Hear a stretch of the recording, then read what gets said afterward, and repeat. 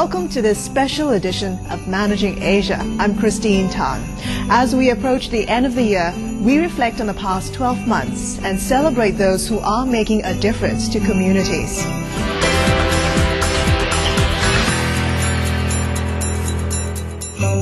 Welcome back to this special edition of Managing Asia. Often the people who help the needy go unnoticed. These are the people who are at the front line when disasters strike and are there long after to rebuild the communities.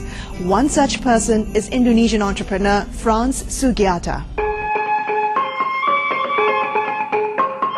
Indonesian businessman Frans Sugiarta organized events for a living.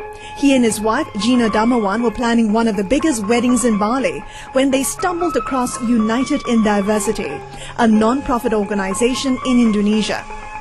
We were using the same venue that United in Diversity wanted to do the conference. So at that point, the committee of United in Diversity had some technical difficulties with the venue, and they tried to find out who were the previous organizers who had a big event in that venue. And they found my name, they contacted me, and I interested to organize the event. That first encounter was a turning point for Sugiarta. He soon gave up the business to plan conferences for the NGO. United in Diversity is actually a forum that was founded by MIT, Massachusetts Institute of Technology, Sloan Management School, University of Indonesia, and Sinar Harapan. This is a ray of hope. The founder of United in Diversity tried to make a forum where the tri-sectors in the community can sit together and discuss about the solutions trying to advance the sustainable development of Indonesia. But in 2004, the tsunami came and changed lives. For Sugiarta, he immediately switched to coordinating relief efforts instead. A UID in terms of size of organization is quite small, but we are very fortunate to have many friends overseas and domestic, and all from different sectors, because we get support from corporate society, also from civil society, from academic, because I'm MIT, and unlike other NGOs, we basically have the privilege to be able to approach them in a more, friendly way. With emergency assistance pouring in from local and international communities, Sugiarta tried to put some order to the chaos. Because of the event, the tsunami event is so massive, everyone is poured its efforts into Aceh. And it becomes at some stage ineffective because everyone is concentrated in one particular area while other areas is still abandoned. There's no one that taking the leadership to make the coordinations. So we'd sit down and do a briefing every evening, right after the end of the day. We try to map out what area is still abandoned, you're doing what, and who's doing what, and who can deliver what. So by doing this, at that point we managed to really distribute and spread out the works quite equally. United. At that point, we managed to really distribute and spread out the works quite equally. United in Diversity is now working to rebuild lives. Since 2005, Sugiarta and his team have started reconstruction works in the tsunami-hit village of Surombu, home to over 8,000 people. Located on the island of Nias, they have rebuilt more than 200 homes and a school.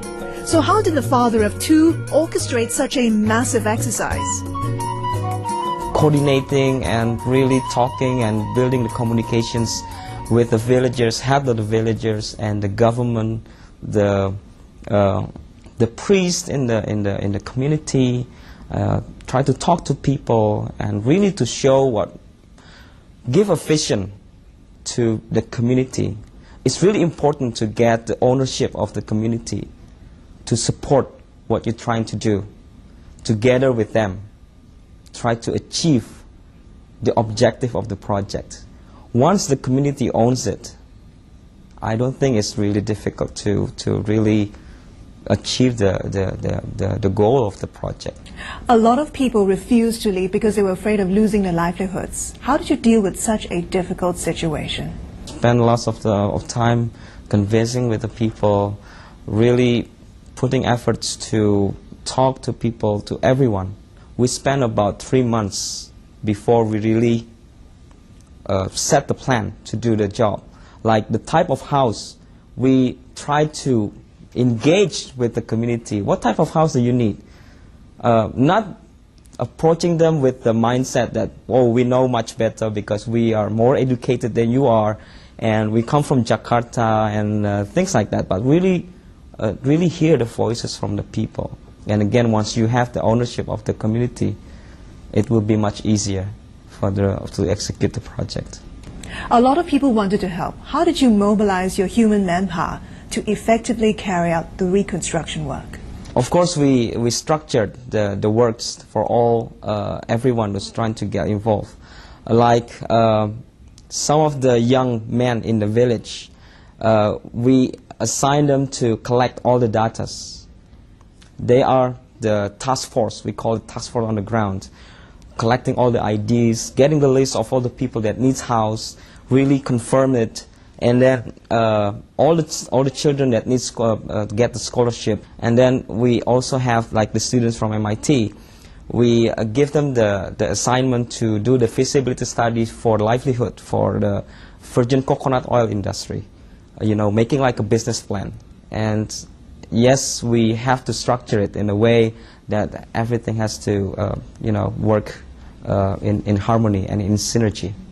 I understand you're entering the next phase of your project to rebuild the economy. You want to set up a solar energy station to power the village. At what point would you know that your work is done?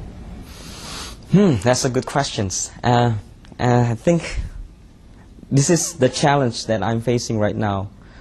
Having worked in the village for almost 2 years now, emotionally I'm getting too attached. And this is the most difficult part in this project, is to let go. After the solar panel is been installed and all the trainings has been conducted, I think I want to step back for quite a bit, because I see now that the village is becoming too dependent to UID, and that's not good. So I think after the solar panel is being installed, just want to pull myself back for quite a bit, for having a break for 8 months, something like that. And then I will review it and evaluate the whole thing, the whole project. So you think the village would survive without United in Diversity? They have to. They have to. There's no other options. They have to stand on their own. Right now, they do have UID. They do have probably other NGOs, but they will be gone. We cannot be there forever. And that's not a good work to make them dependent on you. They have to be sustained. And that's the key challenge that we want to tap on for the next phase. And finally, any last advice for people and companies who want to give back to the community? Open your heart, expand your capacity of listening, because the voices of everyone is really important and is a key factor of learning new things when you are able to hear the voices from everyone. And I think that's it's not coincidence that God has created us with 1 mouth and 2 ears, because we ought to speak less. I think we should listen more to people.